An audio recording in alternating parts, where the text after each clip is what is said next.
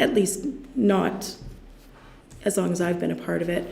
I can help answer that too. Okay.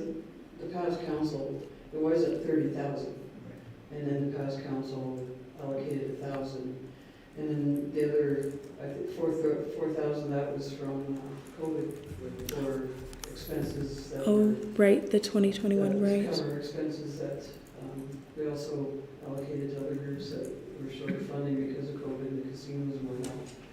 And I think Friday will talk about some of that as well. So, yeah, so the grant itself, I call it an operating grant. It was 30 initially, 31, and then the others were just from the community grant even and from the COVID grants. You can ask for that to come back to the budget meeting if you need that. Yeah. Thank you. Is that everything then, everybody? Thank you very much for a very pleasant presentation. Thank you guys very much. Thank you for all you, news manager, and the board for all you do for the museum, for the community that sees over 3,700 visits a year. That's impressive. I did want to mention that 450 of that was children from local schools, preschool, summer fun. So 450 students were getting through. And I think that is extremely impressive. I already have one booking for Cremona School coming through this month. So we're really reaching the next generation, and that's kind of the point of what we're doing, is to preserve the past for the future generations, right? So we're doing good. Yes, Thanks. thank you. I always call the museum the keepers of our history, and we really appreciate that.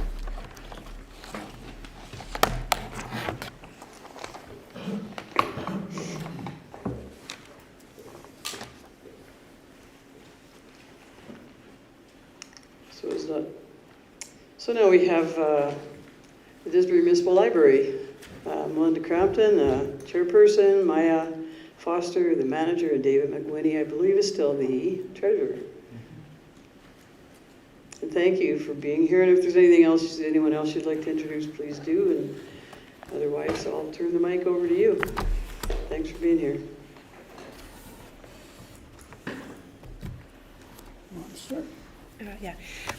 Good evening, Mayor. Thank you. Good evening, Mayor Hunter and Council. We thank you for this presentation time and for your continued support of the library. And we'll have David start the presentation, and then Maya will get into the meat of the presentation. Okay.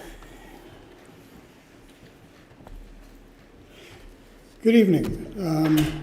I think this is my fourth appearance before you.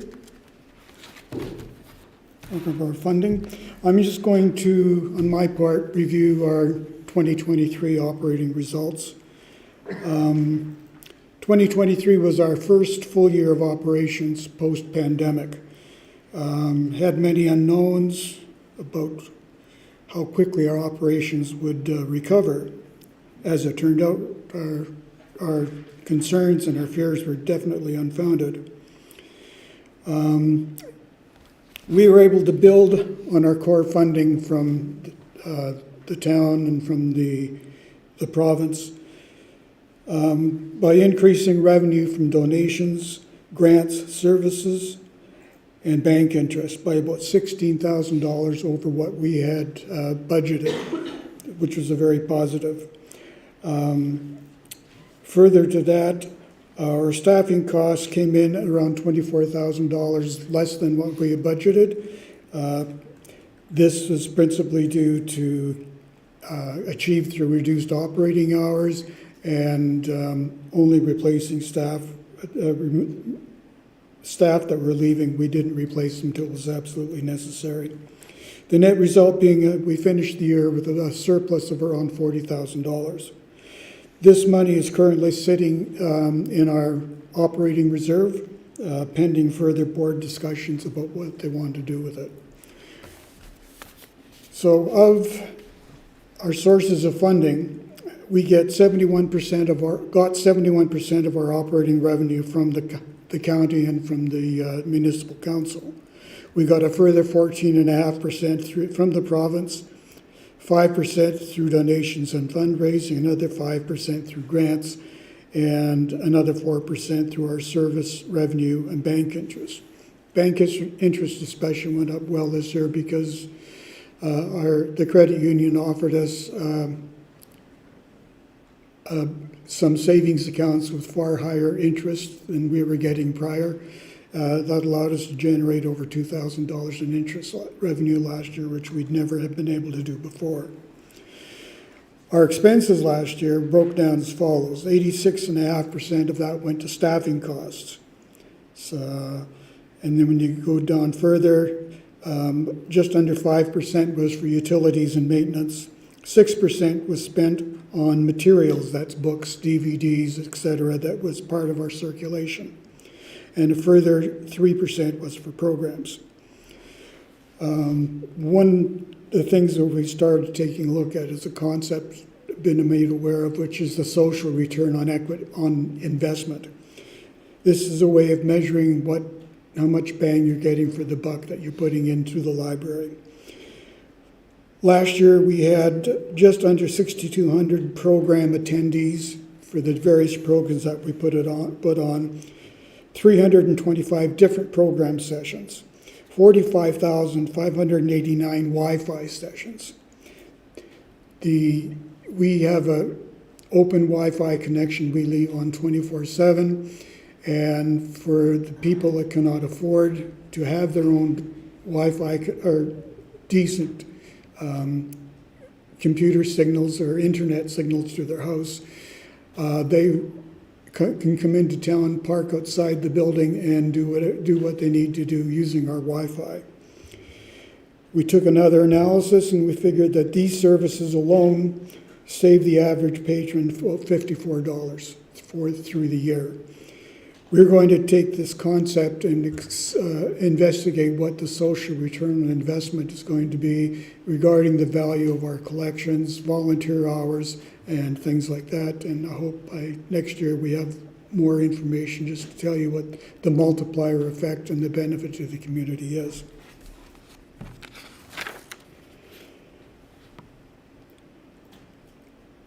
I guess my point with the social return on equity is that libraries give a measurable social impact on the community and demonstrate a positive return on the funding provided, especially by the town, who are our single largest contributor. Where are we going for 2024? I will turn you over to Maya, our library manager, for more information about what we have planned for the coming year.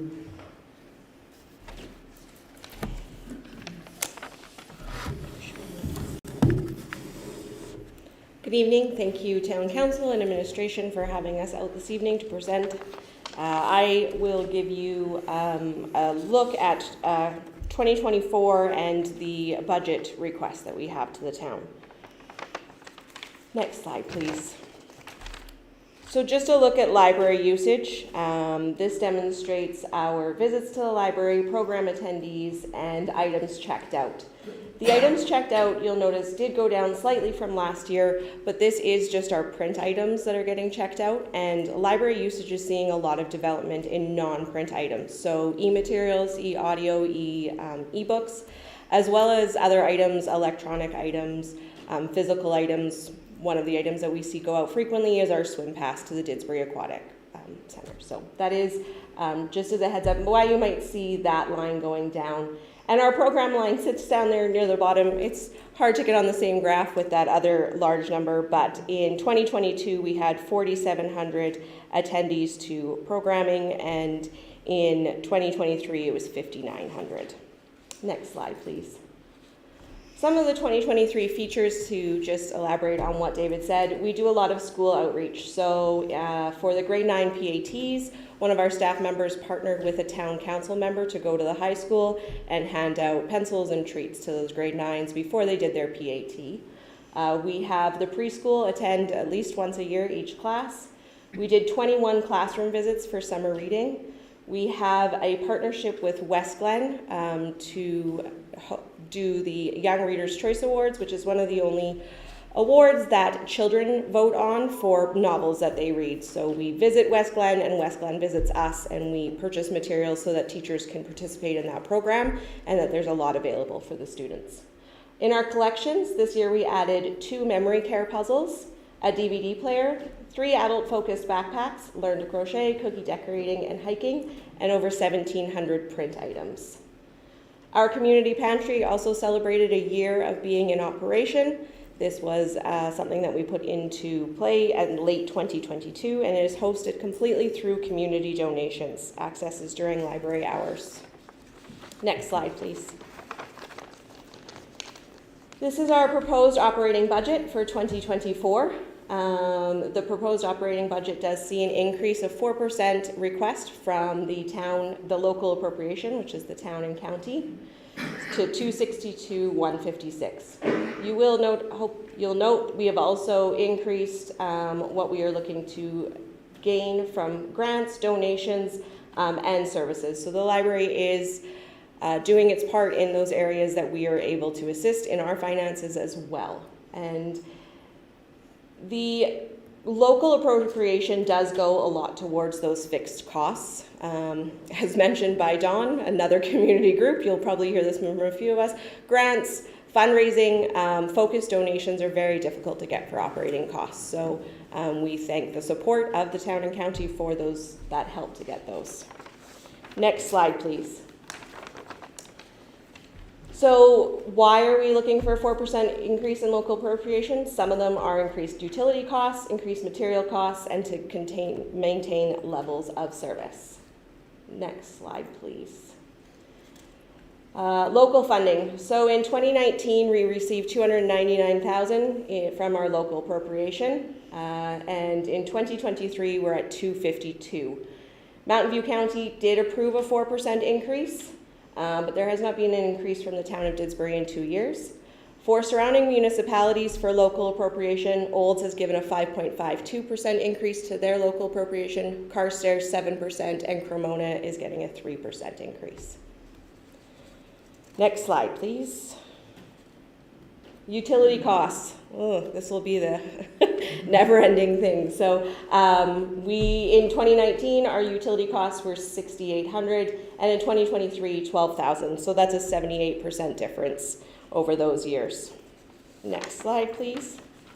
Increased material costs. So libraries are materials, libraries are books. We try to be so many other things, but that is what we're known for. In this study, this is the top 10 books from 10 different publishers over those years, those 5 years. So in 2019, the average book was $28. In 2023, it was $30, which is a 7.7% increase in material costs. $2 doesn't sound like a lot necessarily, but when you're buying 1,700 print materials per year, that adds a significant cost. And next slide, please. So looking ahead, 2024, where will our budget go? We would like to expand our community pantry. We have seen success in other communities adding a refrigerator to a community pantry. We have had actually many requests from local farms, bakeries to donate items that just will not stay shelf stable. So that wouldn't be an assistance to the community. Our children's collection, we would like to focus on DEI, diversity and inclusion project that allows us to look at the early collection and make sure that all children in the community are reflected, and increase our family seating in the area. Increasing seating in comfortable spaces is part of our plan of service as determined by the community. Increased offerings for aging adults. We would like to add 2 memory care kits. We're adding requested games. We have a weekly games program that sees 15 plus attendees, and they have requested some additional games in our catalog. We would like to increase accessibility services with CELA, and we are working on a program to get our volunteer and staff visits increased to the Seniors Care Center. And the final item in 2024 is we have been approached by a local partner to provide an essential printing budget.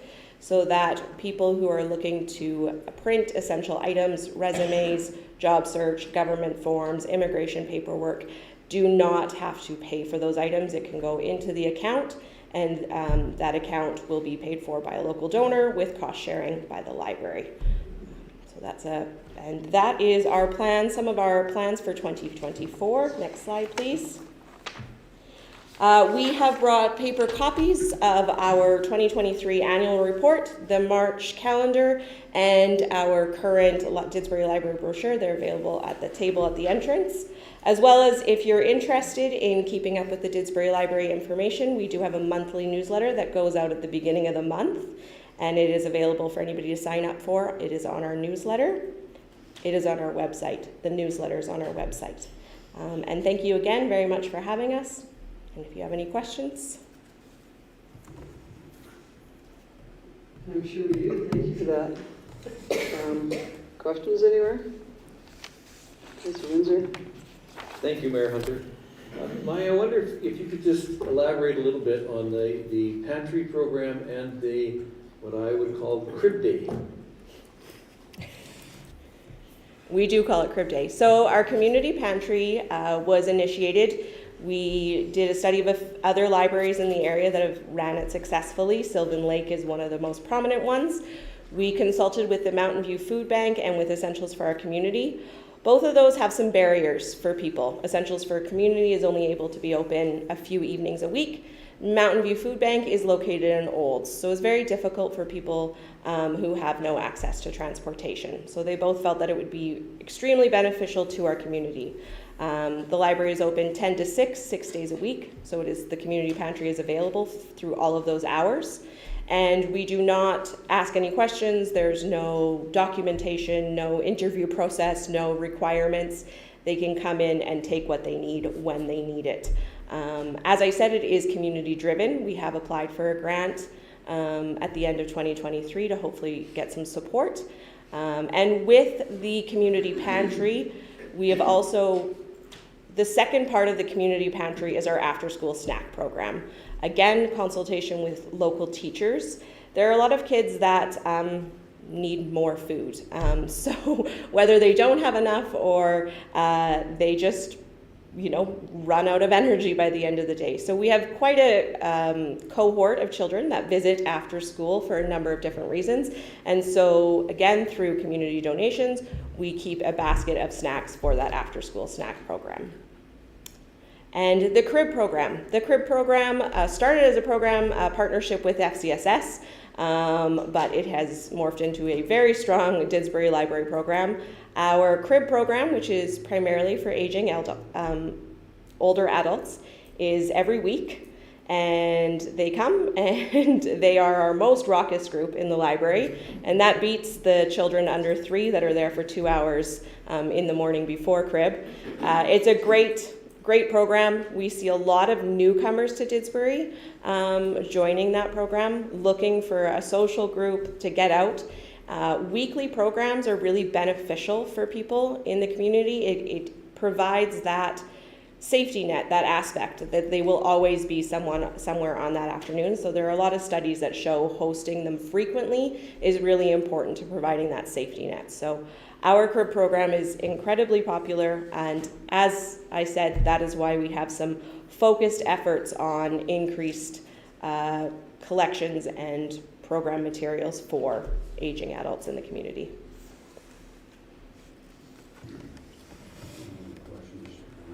Okay. Oh, I didn't see your hand, so. So I would like to thank the library board. I've written down a bunch of notes here, so it might be a little scrambling trying to get out what I want to say, but I want to thank you guys for being there to help fill a gap in a time when community is struggling. And you guys are stepping up, and I think that you've been extremely creative in your budget this year. When I see some of the pressures of the costs, 78% on utilities alone, a 4% ask. for an increase. I'm extremely impressed. I don't know how you're doing it for only 4%, but I want to thank you for whatever you've done, because you're providing a tremendous service. And I can't imagine the work. I've been involved in some of the budgets in the past, and I'm really impressed, and I want to thank you guys and girls. I don't mean it that way. Thank I you, want to Mr. thank the Angle. board. Go ahead, Councilor Williams. Thank you. Thank you for coming out. This is wonderful. I have a question. I really like the idea of the central printing account. Is this something that you started this year? And follow-up question with that is, what is the projected cost of that program? So I began discussions in late fall with the donor, and so we worked out the details and finalized it, and it began in January. The anticipated cost sharing, the anticipated cost to the donor will be $50 a month, so $100 of printing a month for essential items. Great. Councilor Windsor? Sorry, to clarify, that's at 5 cents a page as well. So that's a lot of pages, just to clarify. Thank you, Mayor Hunter. I got so many notes here. This past winter, during some cold spells, you were open specifically to cater to individuals who needed a warm place to go. And I'd like you to expand on that and maybe explore what possibilities you might be looking at in the future.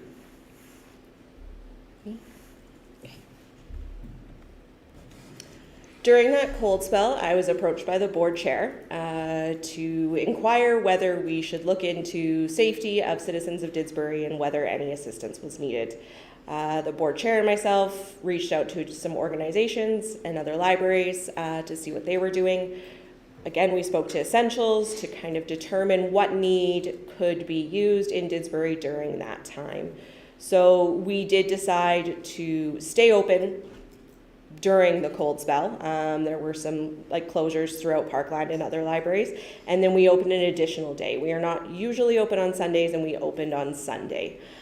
We did have access by a number of individuals, including families with children who did not have the appropriate sources of heat in their homes.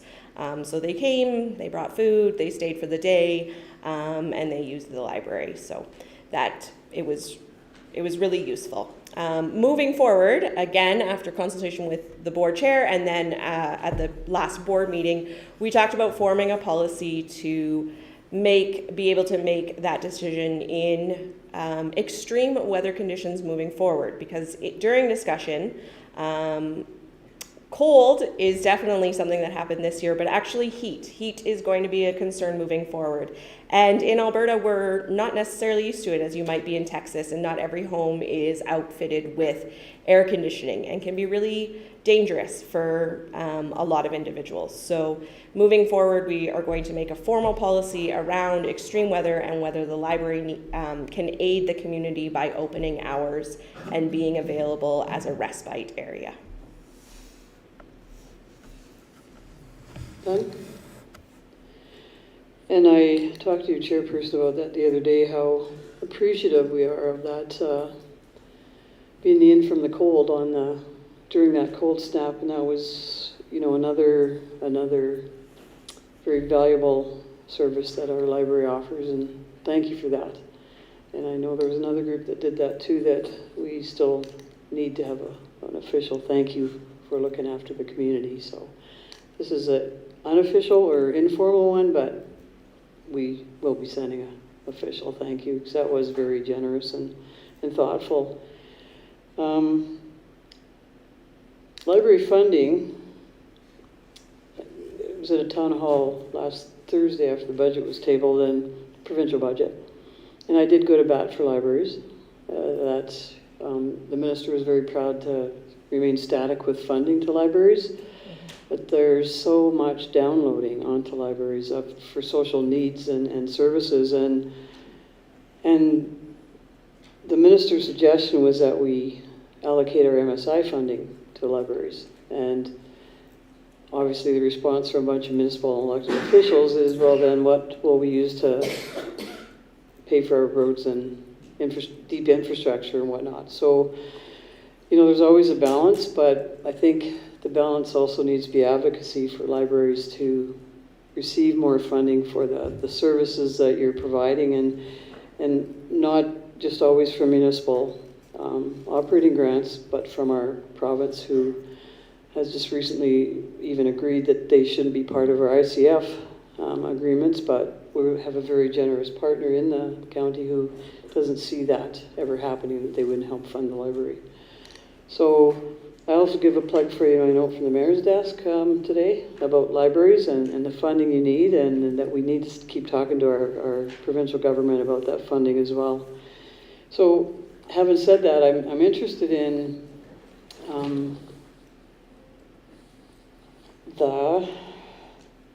I have my questions here. The peak times and priorities, more the peak times, I guess, at the library. Where do you see, what is the mix and what is the flow of where you find yourself busiest, and what needs of the busiest times are occurring?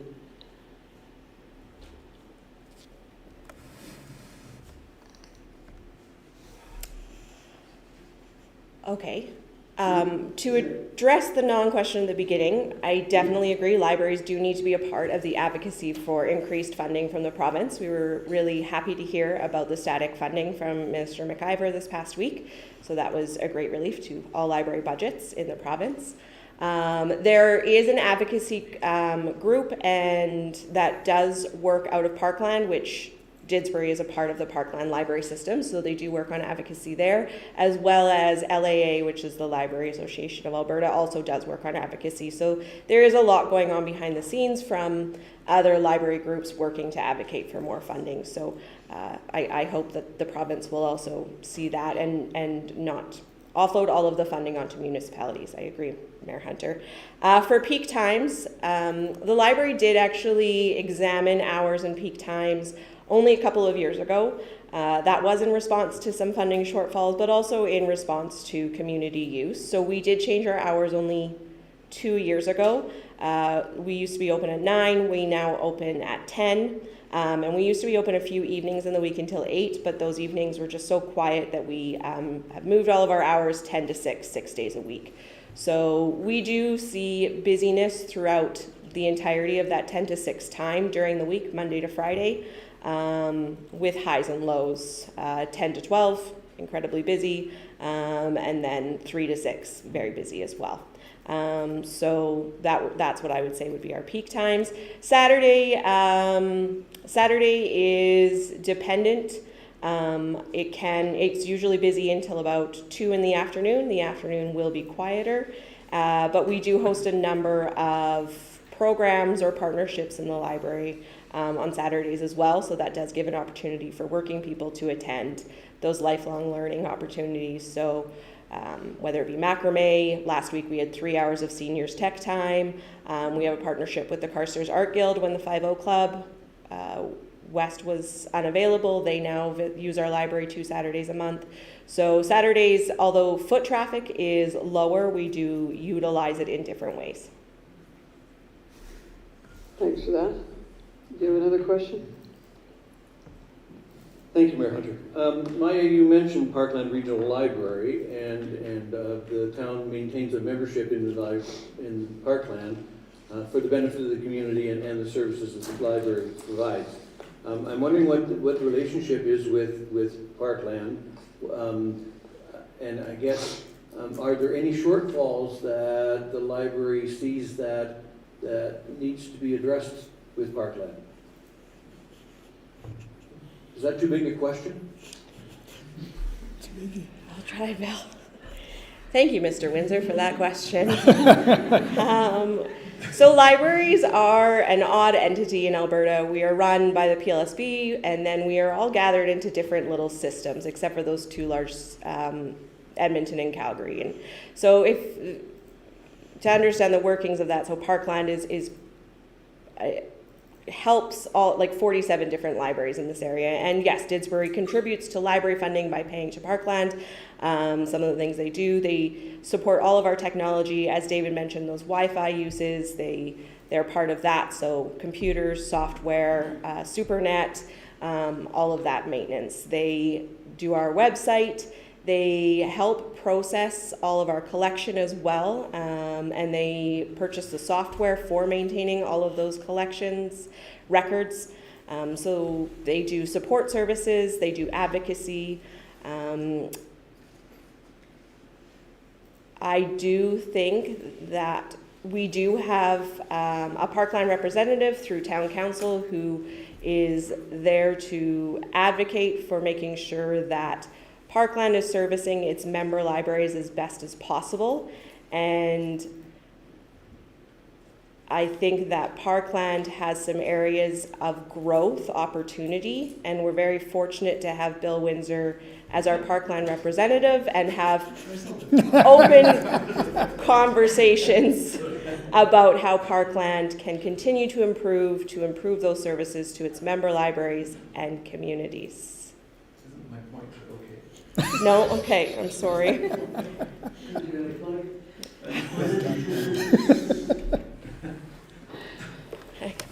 So I have, David, I'm very interested in your comment about the social return. I'm looking forward to seeing that in the future when that happens. But I have a document here too that talks about libraries repairs and maintenance. And I'm going to go to that just because I believe now everyone's aware that we didn't get the grant for the expansion of the library, and it's been 6 years and we've been talking about expansion of the library, and maybe we're at a point where we have to, well, I believe we're at a point where we have to start investing in the facility because this expansion seems, I hate to say unachievable, so I won't, but it seems like it's 6 years we've been working on it. So out of this list that you provided, what would you call your number 1 and 2 priority off that? Were we to consider some increased R&M? I apologize because I don't know what is on that list currently, but I would say that our number 1 would be an electrical inspection, and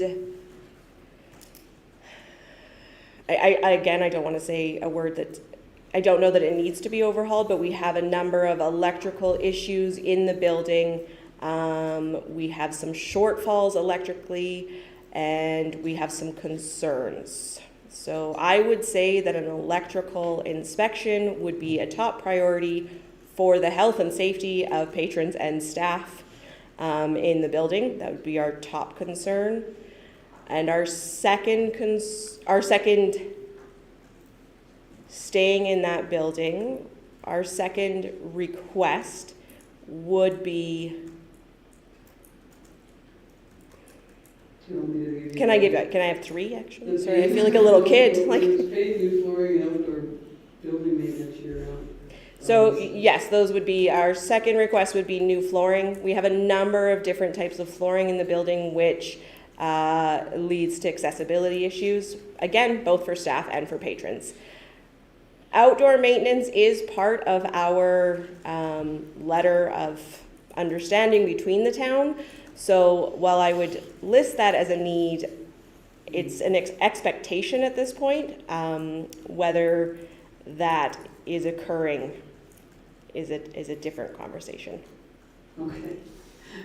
Thank you for your 1, 2, and 3. May I elaborate? Sure. So the building is owned by the town, and so because for the last 15-ish years we've all been hoping for a new library, we've put aside paint and the flooring and the tiles And this past January, the town has come in and had to fix things because it is literally falling apart, like sinks in the water tank and that. So I don't want us to spend too much time on the building needs, because that's a you thing. And I'd love to get back to like our budget and kind of what Yeah. we can control too as well. It's important. I had to ask that. Oh, I know, I didn't I know. wanna It's, guess. it's always a bit of both, right? Mhm. But it is time to recognize that the building needs to be taken care of. It's, I don't know, what, 45 years old? It's time. Mhm. Is it 45? I don't know. I can't do math. It's definitely 40 plus. Maybe not. Whatever. 82, isn't it? 78. 78. Okay, there we go. 45. But we haven't given up hope about a new library, No. and we are working with the Friends of the Library to get excited. So it might happen still, but currently our ask from the town is a 4% increase. And when you guys look at your operational budget around repairs and maintenance, definitely consider the pressing items. Thanks for that, and I certainly, I just wanted To to hear it from you, so I wasn't guessing when I talk about that tonight. And yes, your 4%, are there other questions about the presentation? Thank you very much. It was impressive again, and again, thanks to all you do in our community for being an in from the cold, to being a macrame night, to being literacy focused. Obviously, that literacy is the focus, but there's so many other things that go on there, and thank you for that, and thank you, Maya, for your management, and to the board for all you do, and to the chair for your leadership there. Thank you. Thank you. Thank you.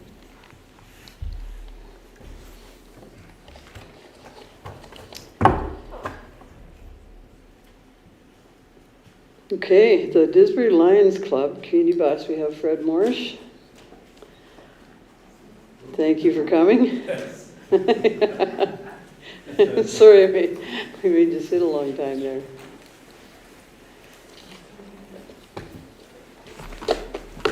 Good evening, everybody.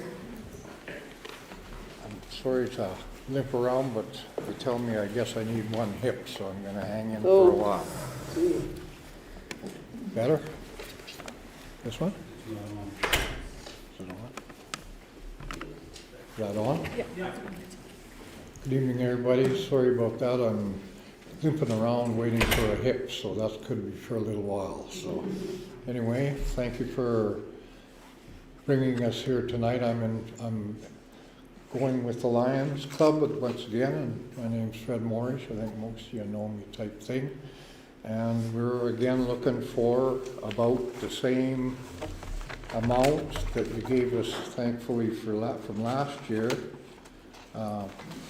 Just to review everything, unfortunately, our treasurer isn't here tonight, which is the main thing, but she had a bunch of teeth taken out today, so she's not too happy. So anyway, this year I'm again in 2023, we were quite lucky and happy that with your big donation that you'd given to us, or grant, or whatever you want to call it, we ended up with about minus $165.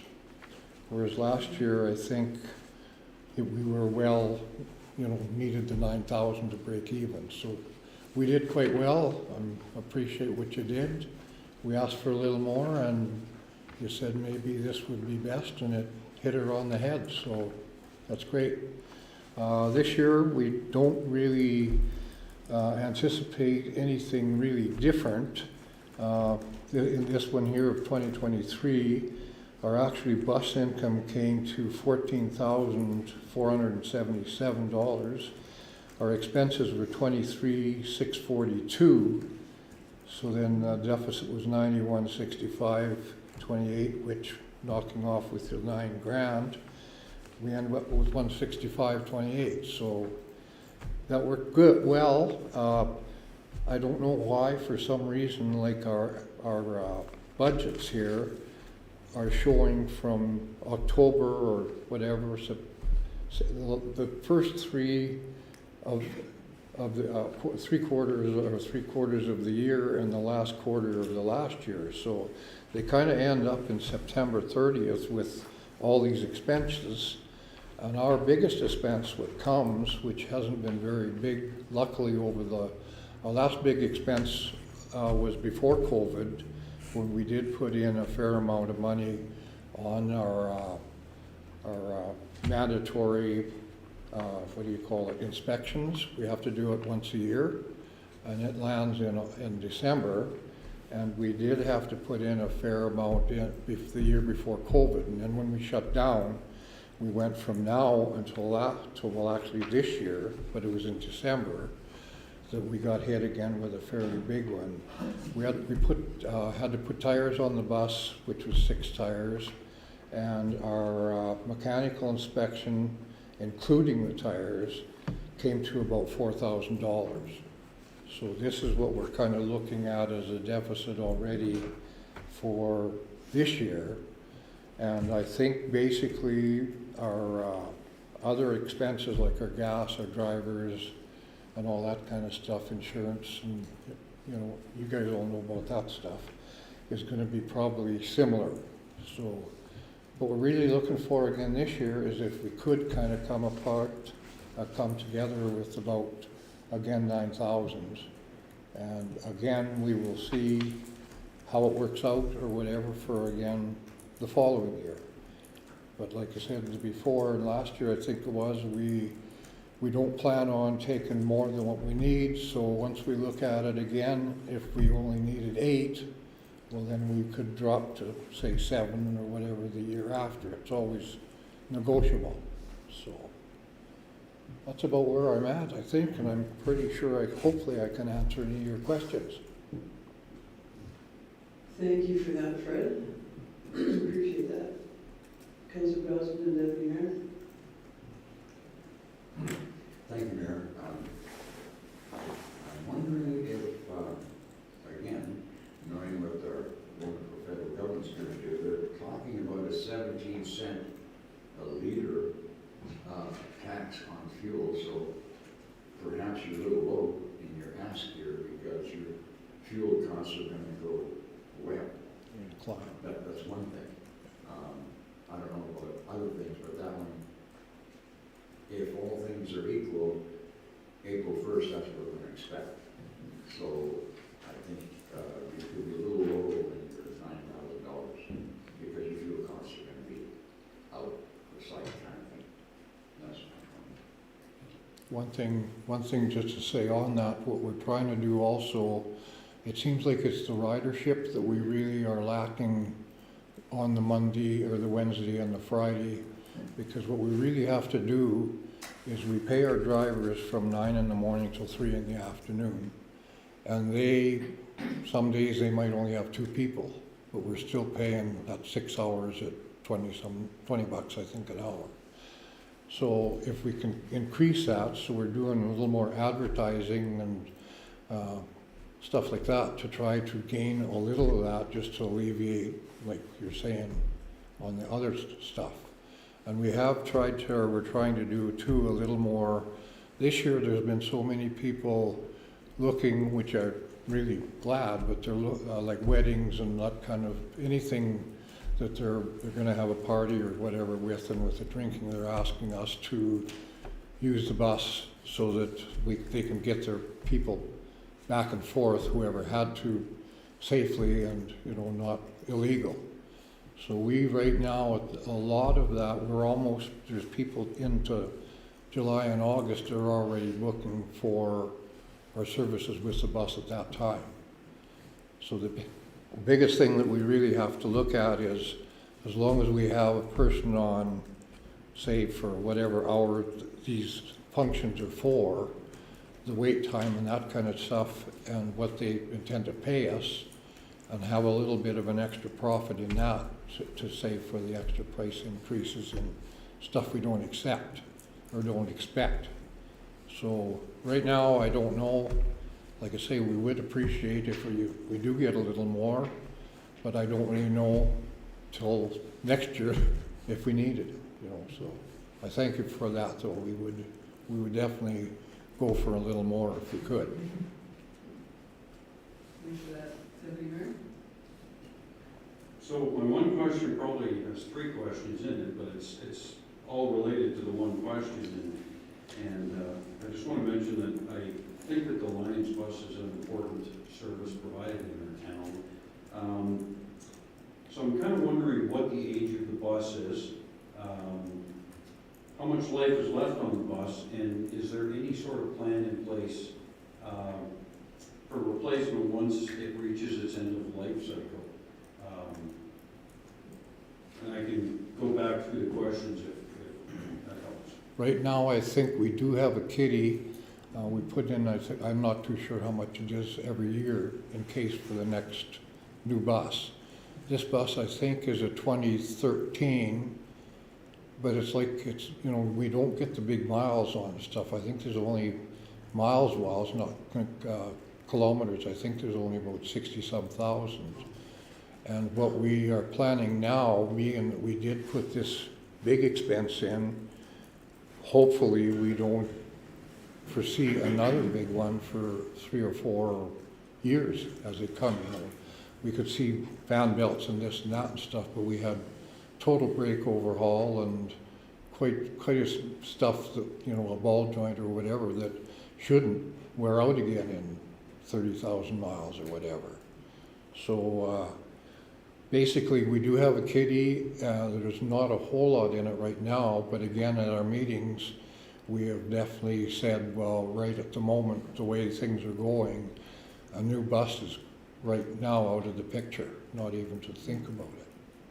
So at the moment now, I think it's pretty well mechanically sound and everything, and we don't really need to turn it over every 3 years just because we think it would be nice. So, yeah. Okay, thank you. Thanks for those answers. Anybody here? No, I don't. I see that your business ads on the bus go to that one for your new bus, but that's thanks for that information on here. Your treasurer. Put that here. I don't have any questions either on this type. I see that you. I see your ads, and I certainly appreciate that the Lions do all they do for our community and make them, to get them transport where they need to be, and it's a valuable service for people without vehicles and for our seniors and the new market you're trying to open up for rides. And I do have, on that, is that on, and I should know this, but do we help with advertising on the town site since we fund the bus? Like, can we? We should? Or I think it'd be a good way to reach out to the community a bit more and help with that advertisement that you're more than just a accessible bus. You're available for many things. With advertising or whatever, like as you know, when you go around town and everything, there is advertisements for any local business and stuff. I'm not sure what the price and everything. Right now, the spaces are full, but like I say, once in a while, or I don't know if it would be like something like newspaper and stuff, were you thinking? Like if we advertised? No, we put it on our website about the Lions bus and all you do and your availability and whatnot. So or if somehow maybe... If Ethan's communications could work with the Lions Club on promoting it more? Yeah. If we did, like if we could or whatever, even if we just kind of had a blurb on your weekly one in the paper. Councilor Moore? I was just wondering, Fred, you don't have a website, right? Pardon me? You don't have a website or With Kathleen, right? Oh, okay. Yeah. I just wondered about that because it sounded like you were talking about blurbs on. Oh, yeah. No, we've got one, I'm pretty sure, and I believe, I think it's, DisburyLions.ca. is it? Yeah. Good. And But anyway, we have a link and that would be great Yeah. too. So maybe if we talked, to them or whatever, and we could expand it, or I think the guy that runs it right now is Gerard, the guy from Fort Trees. So anything we try to put on or whatever, we funnel it to him, and then it goes from there. Yeah. Okay. Councilor Windsor? Thank you, Mayor Hunter. Fred, you talked about, in your paper here, about the casino. Obviously, you must run a casino then. Is it in Red Deer? Yes. And when is the next one? The next one, now, we just actually, it was this weekend. Oh, okay. We went there, we went on the Thursday, Friday, and I don't really know, we had lots of people usually have no problem going and stuff, but yeah, it's already come for this year, and then I'm not too sure if it's 2 years or 3 years, the next one, eh? Yeah. Okay. Any other questions? Well, thank you, Fred, for being here and for Okay. patience and getting to the mic. Thank you, We'll be in touch. appreciate it, and we'll see you. Thank you. And our 5 Club is here. Wayne Manick, our president of the 5 Club, Dave and Pauline are with Wayne.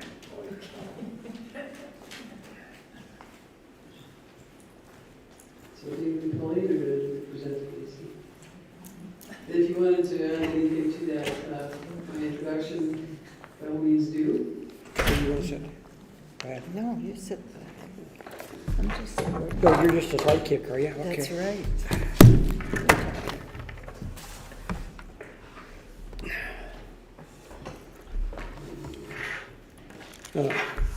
Good evening.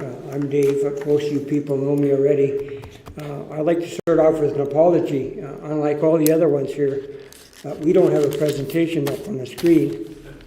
I feel a little embarrassed. It's like going to a party dressed in t-shirt and blue jeans and everybody's wearing tuxedos, so just bear with us. As you know, we had to give up the other 5-0 building due to we could no longer afford expenses on it. The building we are in now is what we call the floor curling building, and it has an upstairs and a downstairs. With all of our members being seniors, we have a few of them that are getting harder and harder for them to climb. There's only 5 stairs going up and 5 stairs going down. Back in some time ago, when we sent you a letter with our concerns on it, our 3 main concerns were either to get a wheelchair ramp put up on the outside of the building on the deck, and or a wheelchair lift also there so that people in wheelchairs can access it better and come in through the patio doors. The other option we were looking at, requested, was to bring in one of those staircase chairs to go up and down the stairs. After some discussion, we have decided that the best bet would be a wheelchair, not a wheelchair lift, but the staircase lift, as none of our members right now are in wheelchairs, but they do find it hard to climb those 5 little stairs we got there. Going over our lease agreement, on Schedule A, it says capital upgrades which include but not limited to replacement carpet, flooring, and painting and stuff, but it also says major building maintenance which includes but not limited to structural and stuff like that. We also were thinking if that included the town putting in a wheelchair lift for us, or would that be our responsibility for that? As making the building right now, and I don't know whether grandfather's in under any handicap permits for building. I think, Dave, you hear a few presentations and your asks for the budget, so if these are asks, then the council would discuss that and decide if Yeah. they would, Okay. would give that or if you would. Yeah. Well, we after our discussion, we figured that the wheelchair lift go just where you sit the chair down and it changes down from top to bottom would be the most feasible thing to request for. Okay? Stair lift. Stair lift, yeah. Yeah. Yeah. Not a wheelchair.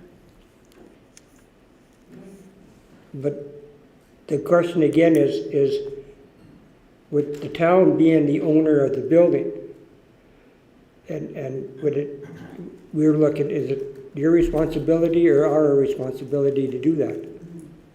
Yeah, we'll answer that after we have our discussion. Okay. Sure, and council may very well think they would like to fund that, but that will be after our discussion.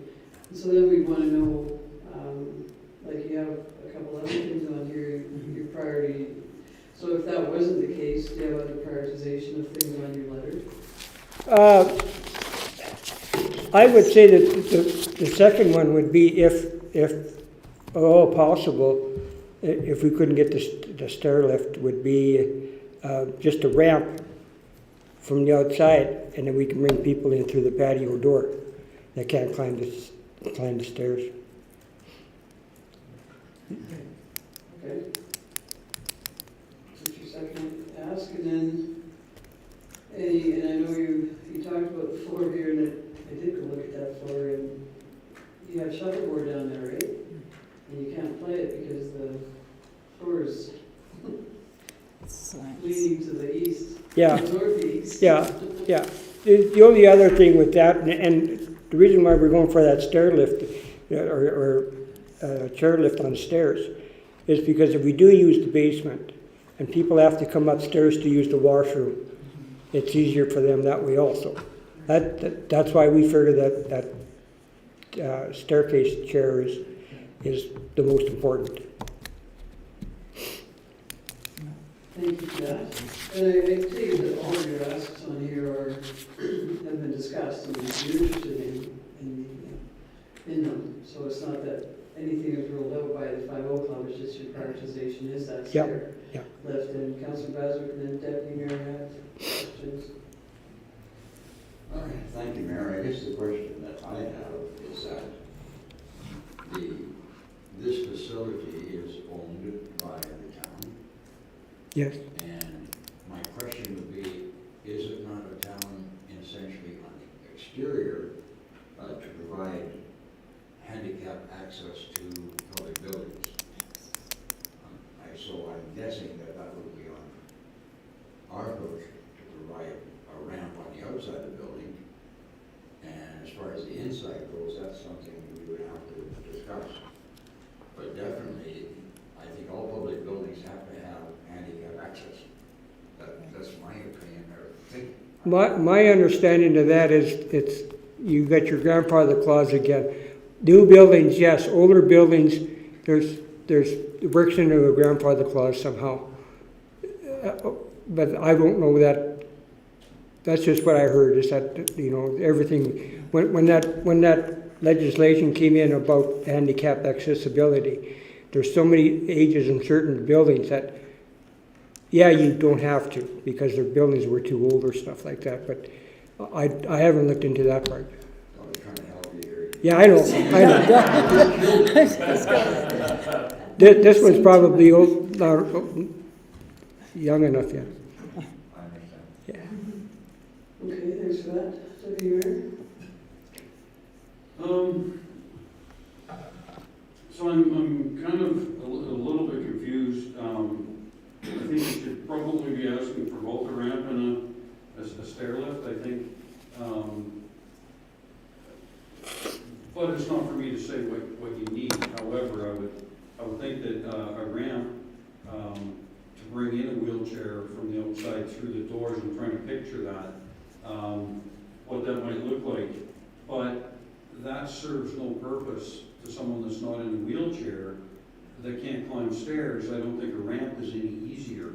So it may be that an exterior ramp is needed, but I would agree with you that the stair lift is definitely a better thing for you, and especially even if you get to where there's only one person with a wheelchair, they can use the stair lift, and the wheelchair can be brought up by a capable member. So I would agree that the stair lift is probably the most reasonable device. That's the way we looked at it also. Yeah. Thank you. So you You referenced the lease. Pardon? You referenced the lease, Yeah, and that's a current lease? that's the one that's from 2016 was the last one we found. Okay. And you guys just sent us out, you guys just sent out a copy of that also, just the other day. So it's the only one the latest one we have. Yeah, it was for the, well, because there's a new one being created, is what. Yeah. So that's why I asked if Yeah. you're referencing the lease and, those items on there. And council will discuss all that. I mean, we're looking, does anybody have any questions about the presentation? Well, I think we have asked the questions, and I thank you for sitting to be last, and I don't know that you expected that, and this is our first time doing that, so I really feel bad I didn't offer you some water or something too, because maybe you didn't expect to be here for supper. And Well, we thank you. Next time we'll wear tuxedos. the presentation was fine, it really was good. Speak for And yourself. Just cut to the chase and ask for what you need, and we appreciate that. Thank you. We appreciate your time as well. Thanks for your time. And thanks for all you, it was good. It's okay. It's a fun league, though. It's good. It is, it is. Well, you're all welcome. Kurt? Yeah, yes, you can. Yes, you can. Okay, thanks again. Okay, thank you.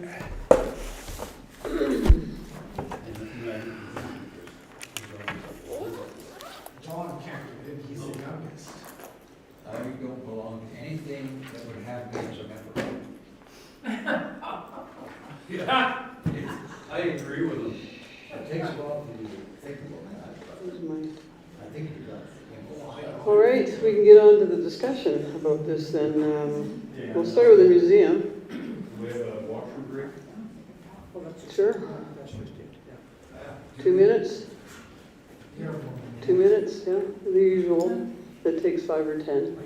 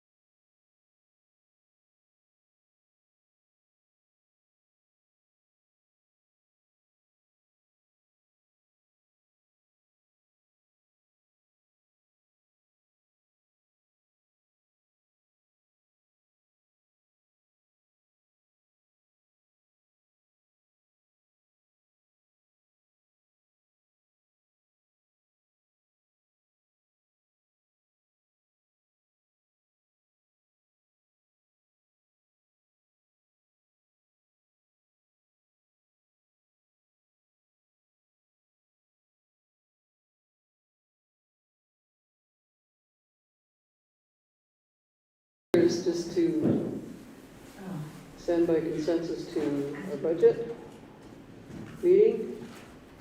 And, I mean, there's stuff in there. I like that. That looked impressive to have it already in front of us, and we know really kind of where we're standing with that, if I can find that sheet. I know I can somewhere. That's the way I looked up, Right here. scared I don't know if anybody's been there, but the railing isn't really very, it gets very, and it's very tight. So let's start with the museum where we started. I'll just go around the table. Are there any comments first, and then we go around the table as to yes or no for that 5,000? Any questions? To bring it forward in the budget. And it's, I mean, it's on there, so to leave it on. Club, no comments. Start with. Oh, we were. I just got. I looked at something that I was reading, and then I looked at something and I said it. Deputy Mayor.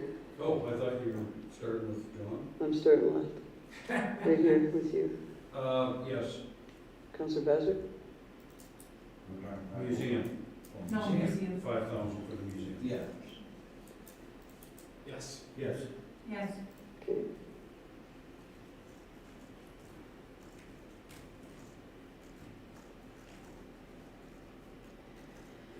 Okay. I have a comment of like the amount that they're asking.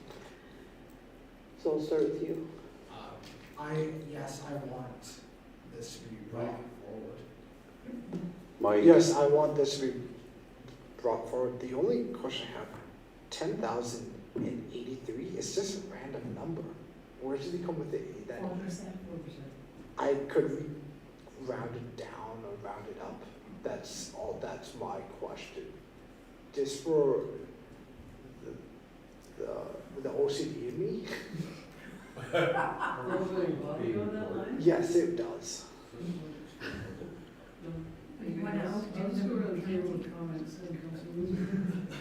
Thank you, Mayor Hunter. When we went with the library to a per capita basis, there was discussion at that time that annually we should be revisiting, or we should have an annual increment or something to deal with increased costs every year. And we've never done that. And I think that it would be, I would be interested in exploring that, certainly to put this forward as it is right now, but for the future is to explore that so that they would have some degree of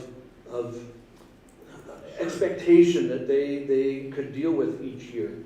That would be my only comment, but I say yes, we move this forward. Yes. My question is. Mike, please.